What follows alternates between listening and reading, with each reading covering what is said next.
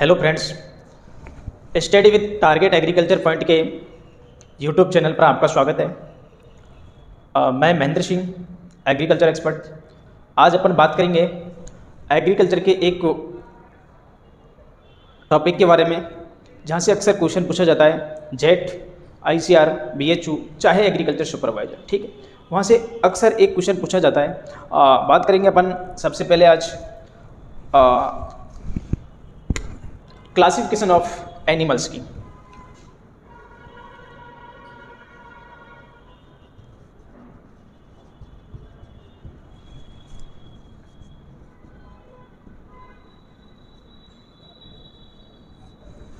Classification of animal की बात करें अपन तो पशुओं के वर्गीकरण की अपन बात करते हैं। क्लासिफिकेशन यानी कि पशुओं का जो वर्गीकरण है उसको रूमिनेशन एंड स्टोमच के आधार पर, यानी कि पशुओं के रूमिनेशन एवं उनके स्टोमच के आधार पर पशुओं को अपन 3 भागों में डिवाइड करते हैं। कितने भागों में डिवाइड करते हैं? 3 भागों में। यानी कि एक तो पशु का रूमिनेशन यानी कि जुगाली करने के आधार पर, या कह सकते हैं स्टोमच के आधार पर पशुओं को कितने भागों में डिवाइड किया जाता है? 3 भागों में। मुख्यतः किसकी बात करते हैं अपन? स्टोमच जिसे अपन क्या कहते हैं? पशुओं का आमाशय। क्या कहते हैं? आमाशय। हिंदी में क्या कहते हैं इसे? आमाशय। आमाशय के आधार पर कितने भागों में डिवाइड किया है? 3 भागों में। ठीक है, सबसे पहले बात करते हैं कौन कौन से भाग है। Number 1,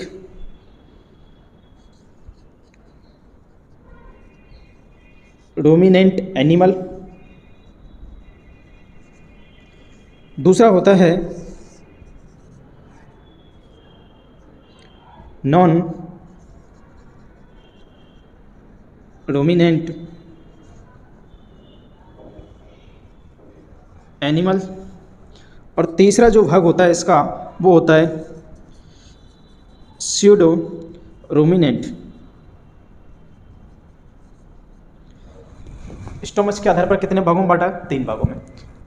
ruminant animal, non ruminant animal और तीसरा होता है वो स्यूडो रूमिनेंट एनिमल। ठीक है, यानी कि 3 भागों में डिवाइड किया गया है आमाशय के आधार पर। Ruminant animals, non ruminant animals और स्यूडो रूमिनेंट एनिमल्स। अपन सबसे पहले बात करेंगे आमाशय, यानी कि एक पेट होता है पशु का, एक पेट का भाग होता है, या कह सकते हैं आमाशय। पशु के जो पेट को क्या कहते हैं अपन? आमाशय कहते हैं।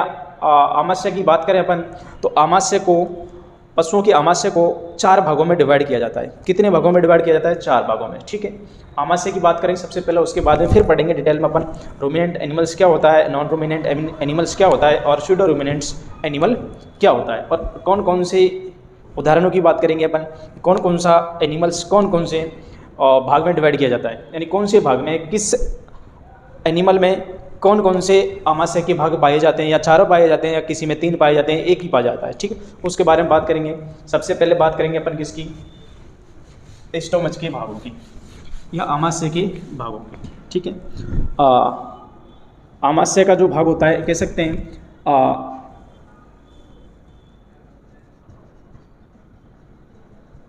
स्टोमच को कितने भागों में डिवाइड किया है? 4 भागों में। कितने भागों में? 4 भागों में। Number 1 rumen. नंबर 2 की बात करें अपन तो रेटिकुलम। नंबर 3 की बात करें अपन ओमेजम। और नंबर 4 की अगर बात करें तो एबोमेजम। यानी कि पशुओं का जो स्टोमच यानी कि आमाशय होता है उसको कितने भागों में डिवाइड किया है? 4 भागों में डिवाइड किया जाता है। एक होता है रूमेन, एक होता है रेटिकुलम, एक भाग होता है ओमेजम और एक होता है एबोमेजम। ठीक है, रूमेन की अपन बात करेंगे या सभी भागों की बात करेंगे अपन, यानी कि इन स्टोमच के जो 4 भाग होते हैं इनकी क्या क्या विशेषताएं होती हैं। यानी कि इनको भागों में बांटा गया है 4 भागों में स्टोमच को, तो इनकी कुछ विशेषताएं होती हैं। उन विशेषताएं की मुख्य विशेषताओं के बारे में बात करेंगे, यानी कि रूमेन की क्या विशेषता होती है, रेटिकुलम की क्या विशेषताएं होती है, ओमेजम की क्या विशेषता होती है, एबोमेजम की क्या विशेषताएं होती हैं। ठीक है, सबसे पहले बात कर रहे हैं अपन रोमेन की। रोमेन या कह सकते हैं यह स्टोमच का सबसे बड़ा भाग होता है। रुमेन जो होता है स्टोमच का पार्ट होता है, तो ये स्टोमच का सबसे बड़ा भाग होता है। क्या होता है? सबसे बड़ा भाग होता है। ठीक है, नेक्स्ट इसी की अगली विशेषता की बात करें अपन, रुमेन के इसी भाग में, ठीक है, कौन से भाग में? रुमेन स्टोमच के इसी भाग में, यानी कि रुमेन में भोजन का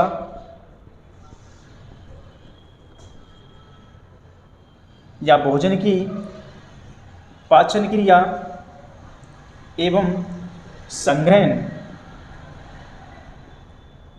ठीक है, यानी कि स्टोमच के रुमेन में ही पशुओं में भोजन की जो पाचन क्रिया इसी भाग में होती है, और भोजन का जो संग्रहण होता है वो संग्रहण भी इसी भाग में होता है। कौन से भाग में? रुमेन में। ठीक है, स्टोमच का भाग, इसमें स्टोमच सबसे बड़ा भाग माना जाता है। इसी में भोजन की पाचन क्रिया होती है, पाचन क्रिया और भोजन का संग्रहण भी इसी भाग में होता है। ठीक है, नेक्स्ट विशेषता की बात करें इसी भाग की, तो इसमें अपन कह सकते हैं कि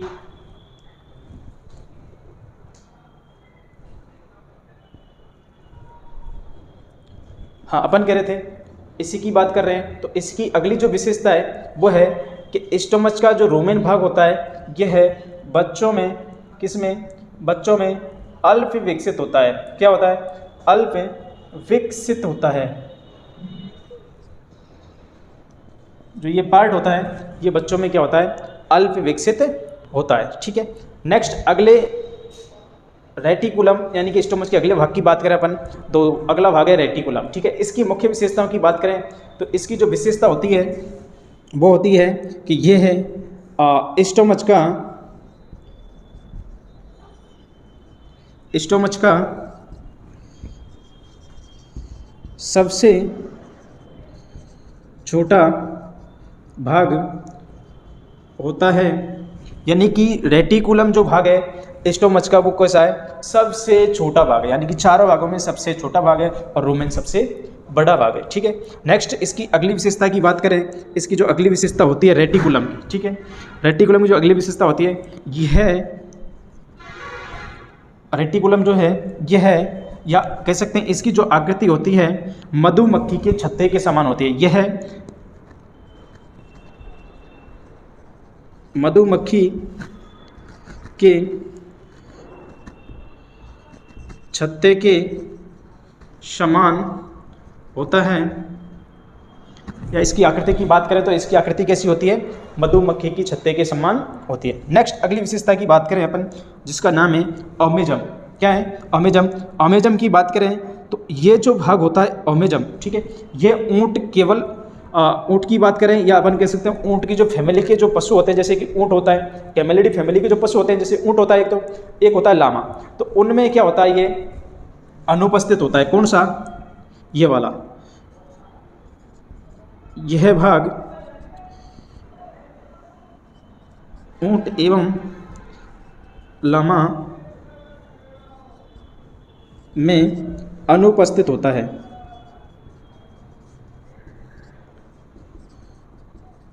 या कह सकते हैं अपन जो ये भाग होता है कौन सा? ओमेजम। ये कैमेलिडी फैमिली में क्या होता है? कैमेलिडी फैमिली के एनिमल्स में नहीं पाया जाता है। कौन सा? ओमेजम। कौन सा भाग नहीं पाया जाता है? ओमेजम। ठीक है, नेक्स्ट सबसे बाद में बात करते हैं अपन, अगला जो भाग होता है एबोमेजम। एबोमेजम की बात करें तो इसे अपन, इसकी मुख्य विशेषता होती है, कई बार पूछा जाता है एग्जामों में, इसे सत्य भाग के नाम से जाना जाता है। सत्य भाग, या कह सकते हैं आमाशय का जो सत्य भाग होता है वो कौन सा होता है? एबोमेजम, जिसे इंग्लिश में अपन कहते हैं ट्रू स्टोमच। क्या कहते हैं?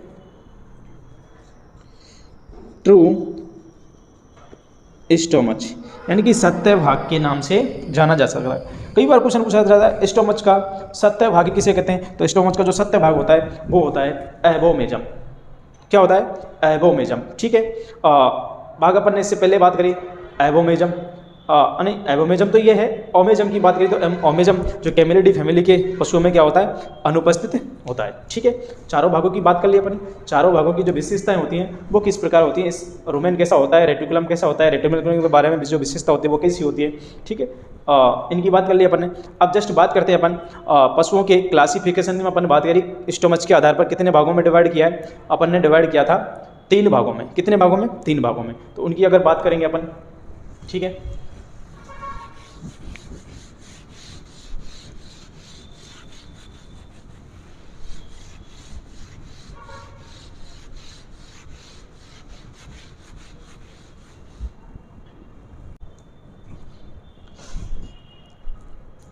अपन बात कर रहे थे स्टोमच के आधार पर 3 भागों में डिवाइड किया था पशुओं को। तो सबसे पहले बात कर रहे हैं नंबर एक की बात करें तो एक अपन ने पढ़ा था रोमिनेंट। कौन सा पढ़ा था, रोमिनेंट एनिमल्स, यानी कि इन्हें अपन हिंदी में कह सकते हैं जुगाली करने वाले।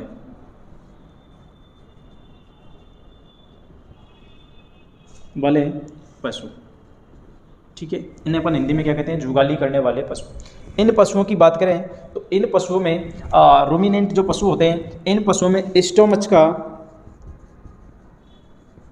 के चारों भाग क्या होते हैं, उपस्थित होते हैं। क्या होते हैं, उपस्थित, प्रेजेंट होते हैं। चारों भाग क्या होते हैं, प्रेजेंट होते हैं। स्टोमच के चारों भाग कौन कौन से आपको बता ही दिया है, कौन कौन से भाग हैं, रुमेन, दूसरा है रेटिकुलम, तीसरा है ओमेजम और चौथा है एबोमेजम। ये 4 भाग रहते हैं जो रूमिनेंट पशुओं में उपस्थित होते हैं। ठीक है, 4 भाग उपस्थित होते हैं। कौन कौन से चारों भाग, ये हैं किसके, स्टोमच के जो उपस्थित होते हैं। ठीक है, इनकी विशेषता के बारे में अपन ने पढ़ लिया। जुगाली करने वाले पशुओं में कौन कौन से भाग उपस्थित होते हैं, चारों के चारों भाग उपस्थित होते हैं। ठीक है, नेक्स्ट विशेषता की बात करें अपन, रूमिनेंट पशुओं के बारे में बात करते हैं। तो इस प्रकार के पशु या यह पशु प्रतिदिन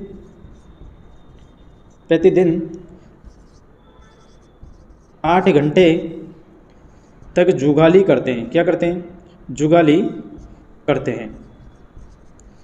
यानी जो ये पशु होते हैं कौन से, रूमिनेंट, यानी कि जिन्हें कहते हैं अपन जुगाली करने वाले पशु। तो जुगाली करने वाले पशु 8 घंटे तक क्या करते हैं, जुगाली करते हैं। ठीक है, नेक्स्ट विशेषता की बात करें तो यह पशु, इन पशु की बात करें तो 8 घंटा तक जुगाली करते हैं। जो प्रतिदिन जो जुगाली करते हैं उसमें ये 150 से 200 लीटर, कितना, 150 से 200 लीटर लार का उत्पादन करते हैं। क्या करते हैं, लार का उत्पादन करते हैं। 8 घंटे में कितनी लार का उत्पादन करते हैं ये, 150 से 200 लीटर। या कह सकते हैं एक दिन में जुगाली करने वाले पशुओं की जो लार का उत्पादन होता है वो कितने होता है, 150 से 200 लीटर तक लार का उत्पादन होता है। ठीक है, नेक्स्ट विशेषता की बात करें इसी की अपन, तो इसकी अगली जो विशेषता होती है, रूमिनेंट जो पशु होते हैं इनमें पाचन क्रिया का कार्य प्रोटोजोआ एवं एंजाइमों द्वारा किया जाता है। जोआ एवं एंजाइम किस के द्वारा होता है, इसमें पाचन क्रिया का कार्य जुगाली करने वाले पशुओं में पाचन क्रिया का जो कार्य होता है प्रोटोजोआ और एंजाइम के द्वारा होता है। किसके द्वारा होता है, प्रोटोजोआ और एंजाइम के द्वारा होता है। कई बार क्वेश्चन पूछा जाता है। ठीक है, उदाहरण की बात करें अपन, इसमें एग्जाम्पल की बात करें। ठीक है, तो एग्जाम्पल में कौन कौन से पशु आते हैं जुगाली करने में, इसमें आप बात कर सकते हैं बफेलो आती है। इसकी बात करें, इसके बाद में बात करते हैं अपन, काऊ आती है, बफेलो आती है, काऊ आती है। ठीक है, इसी में अपन की सीप आती है। ठीक है, इसी में अपन की गोट आती है। ठीक है, ये पशु अपन के कौन सी श्रेणी में आते हैं, और रूमिनेंट एनिमल्स के में आते हैं। बफेलो, काऊ, सीप और गोट, ये सारे जो पशु होते हैं जो अपन ने नाम बताएं, ठीक है, कौन कौन सी श्रेणी में आते हैं, ये आते हैं रूमिनेंट एनिमल्स की श्रेणी में। ठीक है, नेक्स्ट बात करेंगे अपन, अगले भाग की बात करें, यानी कि अगला जो स्टोमच के आधार पर बांटा गया कितने भागों में, 3 भागों में। पहला भाग पढ़ा था अपन ने रूमिनेंट, नेक्स्ट पढ़ेंगे अपन नॉन रूमिनेंट। कौन सा? Non ruminant.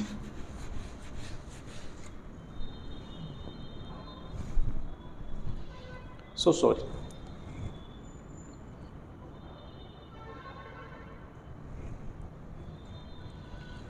अपन ने एक चीज़ यहाँ पर एंजाइम बात कर रहे थे अपन। रूमिनेंट पशुओं का जो पाचन क्रिया का कार्य है वो किसके द्वारा किया जाता है?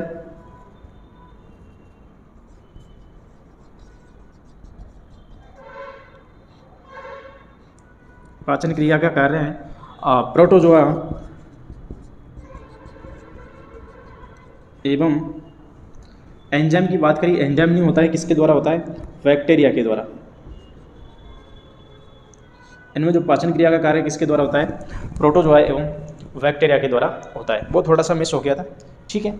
नेक्स्ट बात करेंगे अपन, अगला जो वर्गीकरण है डिवाइड किया था जुगाली करने वाले, और दूसरा जो होता है वो होता है non ruminant. Non ruminant animals, ठीक है। इन्हें कहते हैं अपन जुगाली नहीं करने वाले, ठीक है। जुगाली नहीं करने वाले पशु क्या कहते हैं? जुगाली नहीं करने वाले। नाम से भी देता है नॉन, नॉन यानी कि नहीं, ठीक है। तो नहीं करने वाले पशु यानी कि जुगाली नहीं करने वाले पशु, ठीक है। इसकी अपन विशेषता की बात करें तो इसकी मुख्य विशेषता की, तो इसमें जो स्टोमच होता है हमारा, आमाशय होता है, आमाशय का केवल और केवल एक ही भाग प्रेजेंट होता है। कितने भाग प्रेजेंट होता है इसमें? एक भाग। एक भाग की बात करें तो कौन सा भाग प्रेजेंट होता है? जिसका नाम है एबोमेजम। जिसका नाम क्या है? एबोमेजम, जिसे अपन क्या कहते हैं? ट्रू स्टोमच कहते हैं। क्या कहते हैं? ट्रू स्टोमच कहते हैं, यानी कि सत्य भाग कहते हैं। क्या कहते हैं? सत्य भाग, ठीक है। यानी कि दूसरा भाग है अपन का, पशुओं को वर्गीकृत किया गया रूमिनेंट और नॉन रूमिनेंट। नॉन रूमिनेंट की अपन बात कर रहे हैं, जुगाली नहीं करने वाले पशु। इसमें जो स्टोमच का एक ही भाग प्रेजेंट होता है, कौन सा भाग? एबोमेजम, ठीक है। बच्चों समझ में आ रहा ना? हाँ, ज़्यादातर क्वेश्चन पूछा जाता है नॉन रूमिनेंट पशुओं में स्टोमच के कितने भाग प्रेजेंट होते हैं, या भाग का नाम पूछ लिया जाता है सीधा सीधा। तो भाग एक ही प्रेजेंट होता है, कौन सा? एबोमेजम, जिसे अपन क्या कहते हैं? ट्रू स्टोमच या सत्य भाग के नाम से जाना जाता है, ठीक है। नेक्स्ट इसकी विशेषताओं की अगर बात करें अपन, अगली विशेषता की बात करें नॉन रूमिनेंट की, तो इसमें जो पशु आते हैं उनकी बात कर रहे हैं अपन। तो इसमें जो पाचन क्रिया का कार्य, इसमें जो पशु आते हैं उनकी पाचन क्रिया का कार्य एंजाइमों द्वारा किया जाता है। किसके द्वारा किया जाता है? एंजाइमों द्वारा किया जाता है। किसके द्वारा किया जाता है? एंजाइमों के द्वारा किया जाता है, ठीक है। नेक्स्ट बात करें अपन, इसकी उदाहरण की बात करें। उदाहरण की अगर बात करें अपन, एग्जाम्पल की बात करें, तो इसमें कौन कौन से पशु आते हैं? तो एग्जाम्पल की बात करें, जैसे कि इसमें आपके बचे हुए, जैसे कि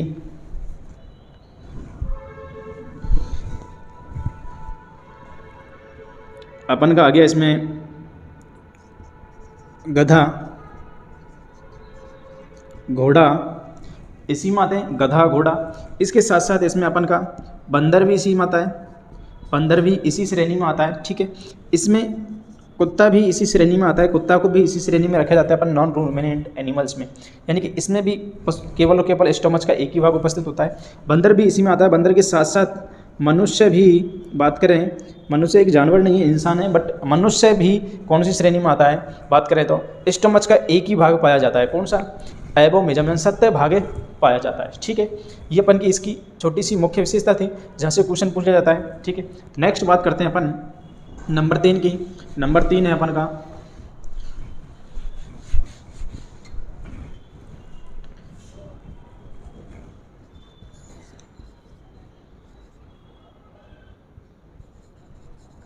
स्यूडो रूमिनेंट एनिमल्स, ठीक है। यानी कि अगला जो भाग है अपन का डिवाइड किया 3 भागों में, रूमिनेंट, नॉन रूमिनेंट और अगला है स्यूडो रूमिनेंट, ठीक है। यानी कि अगले पशु को वर्गीकृत किया किसमें? स्यूडो रूमिनेंट में, ठीक है। स्यूडो रूमिनेंट की बात करते हैं अपन, तो स्यूडो रूमिनेंट की विशेषता की बात करें तो इसमें स्टोमच के 3 भाग क्या होते हैं, प्रेजेंट होते हैं और एक भाग जो क्या होता है, भाग एब्सेंट होता है। ठीक है, यानी कि स्यूडो रूमिनेंट एनिमल्स होते हैं उसमें स्टोमच के 3 भाग तो उपस्थित होते हैं और एक भाग क्या होता है, अनुपस्थित होता है। ठीक है, अब प्रेजेंट की बात करें अपन तो प्रेजेंट कौन कौन से भाग होते हैं स्टोमच के, एक तो रूमेन, दूसरा रेटिकुलम, तीसरा एबोमेजम। ठीक है, ये 3 भाग क्या होते हैं, उपस्थित होते हैं। एब्सेंट की बात करें तो एब्सेंट कौन सा भाग होता है इसमें, ओमेजम। कौन सा भाग होता है, ओमेजम। जो अनुपस्थित होता है कौन से पशुओं में, स्यूडो रूमिनेंट एनिमल्स में। कौन से पशुओं में स्यूडो रूमिनेंट एनिमल्स होते हैं उनमें कौन सा भाग अनुपस्थित होता है, ओमेजम। ठीक है, यानी कि इनका जो स्टोमच होता है, स्यूडो रूमिनेंट का जो स्टोमच होता है वो केवल और केवल कितने भागों में डिवाइड होता है, 4 भागों में। कितने भागों में डिवाइड होता है, 4 भागों में। ठीक है, इसकी विशेषताएं की अगर अपन बात करते हैं, ठीक है, एक विशेषता तो अपन की हो गई स्टोमच के आधार पर। ठीक है, दूसरी अगली विशेषता की बात करें तो स्यूडो रूमिनेंट में उदाहरण की या विशेषता की बात करें तो इनमें जो पशु आते हैं अपन के वो केवल और केवल कौन से आते हैं, कैमेलिडी फैमिली के। कौन से आते हैं, कैमेलिडी फैमिली के। कैमेलिडी फैमिली के पशु आते हैं। ठीक है, कौन कौन से पशु आते हैं कैमेलिडी फैमिली में, कौन कौन से पशु आते हैं, जैसे कि ऊंट हो गया, कैमल हो